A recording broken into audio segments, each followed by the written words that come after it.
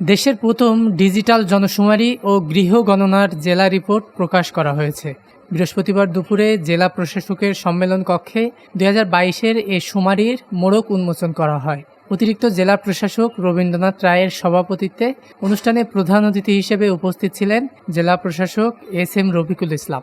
বিশেষ অতিথি হিসাবে উপস্থিত ছিলেন পরিকল্পনা মন্ত্রণালয়ের পরিসংখ্যান ও তথ্য ব্যবস্থাপনা বিভাগের উপসচিব আজাদ জাহান, পরিসংখ্যান ব্যুরোর এসজিডি সেলের উপপরিচালক ও ফোকাল পয়েন্ট কর্মকর্তা আলমগীর হোসেন, ঝিনাইদহের অতিরিক্ত পুলিশ সুপার মীর আবিদুর রহমান। অনুষ্ঠান পরিচালনা করেন জেলা পরিসংখ্যান অফিসের উপপরিচালক আব্দুল আলিম। মোড়ক উন্মোচন শেষে জনশুমারি জেলার তথ্য তুলে ধরা হয়। উল্লেখ্য, 2022 সালের জনশুমারি অনুযায়ী ঝিনাইদহে বর্তমান জনসংখ্যা 20,05,848 জন। জনসংখ্যায় পুরুষের তুলনায় নারীর সংখ্যা বেশি।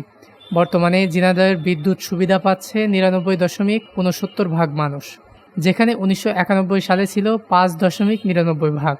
এছাড়াও জনশুমারিতে উঠে আসা জেলার নানা তথ্য তুলে ধরা হয় এই রিপোর্ট প্রকাশ অনুষ্ঠানে। ডেস্ক নিউজ, দৈনিক রানার।